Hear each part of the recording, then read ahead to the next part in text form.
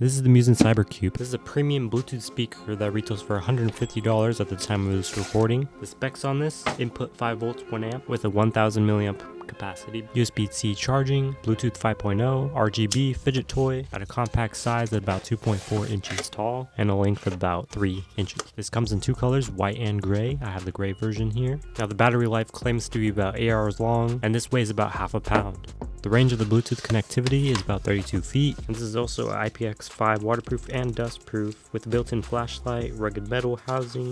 This is meant to replace bigger speakers if you want a smaller form factor to carry you with travel or anywhere else like that, while giving you premium sound quality. All that for $150, is that too good to be true? Let's test it out. Now this is a really robust and well-built product here. You have a dial wheel for your volume on the left side, which is really nice.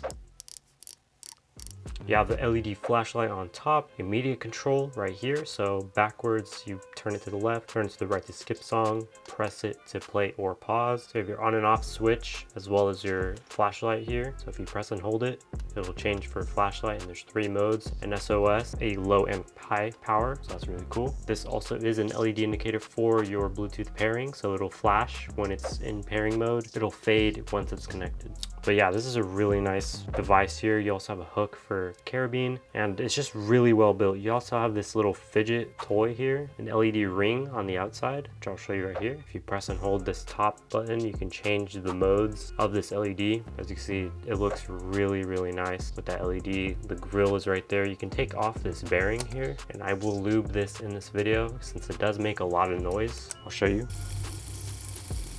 It makes some squeaking. I just want it to be silent, nice fidget. But this is really small. This is, let me show you for size comparison. I'll have my iPhone 13 Pro. That's the size comparison. It's literally like a little less than half of the iPhone. So it's roughly around 2-3 inches, which is really nice.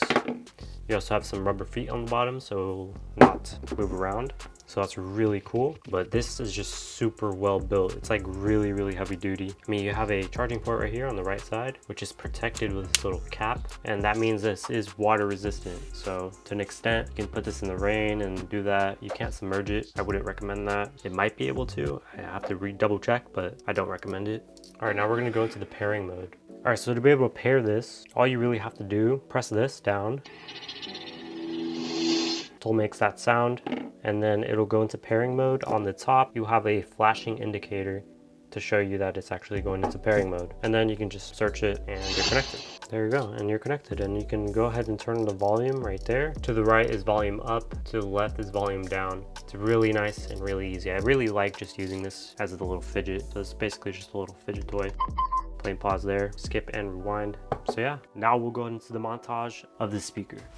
All right, so we have it here in all of its mighty glory. This thing is a beast. We're about to show you the sound quality, and we're gonna lube it also. And we're gonna give our overall thoughts and opinions about this. All right, so first we're gonna turn it on. All right, so now that we're connected on our phone, we're gonna go and play some non-copyright music, obviously.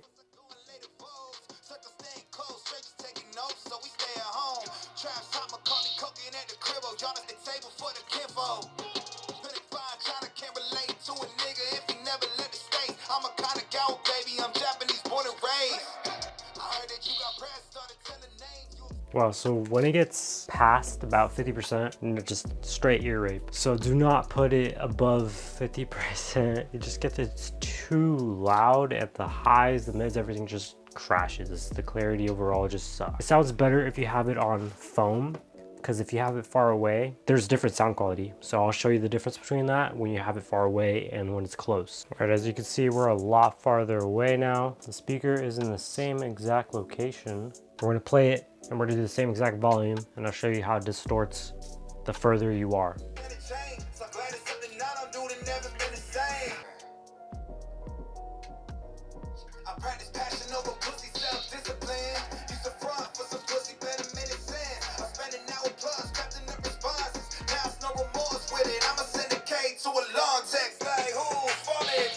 So basically when that ear on the bottom left, I don't know if you're paying attention to that, that's purposely showing this ear here, and that's basically the decibel meter. It'll turn green when it's good, yellow when it's getting bad, and red when it's really bad. for sound quality. And when it gets the yellow and barely touches the red, it just sounds bad. That's when you know it sounds bad. So I recommend keeping it under that volume, which is around 80 decibels or less. I can hear it really, really good in person. I'm not too sure if you're able to hear it better on camera or whatnot, if my microphone's able to show it. But now we're gonna do the same exact thing, but with a little foam pad, as you can see right there.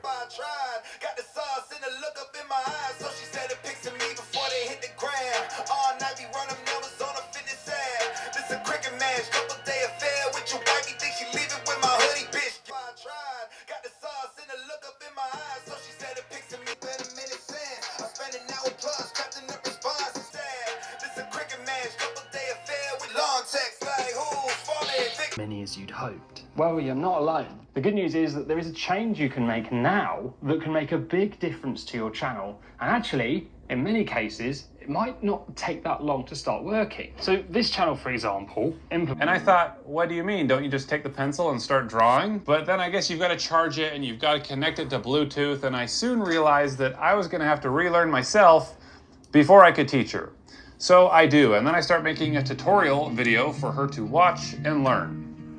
Okay, hi Chica Ordery. Today we're going to talk about how to set up your iPad and your Apple Pencil. So it's the same exact test, slightly better. So if you have a little foam pad or whatever for your speakers, a lot of audiophiles will know that placing desktop speakers or just speakers in general on like a foam stand or whatever basically makes the sound better. I mean, if you'd keep it under 50%, have it handheld, close, or did anything that I showed you, then it might sound good. Don't get me wrong. I mean, it is decent. If you're going for a form factor and portability, then this speaker is for you. If you want sound quality, then don't get it. For the RGB modes, personally, if you don't like RGB, then you can just turn off the RGB with the press of a button, and I like that animation there. You can have it small and discreet, or bold and on fleet. They have a different version without the little spinner here, and that allows you to just, you know, have one less thing. But this is the pro version, so that's that. Once again, if you guys do want to check this out, link is in the description to buy, and I'll see you guys in the next one. Thank you for watching.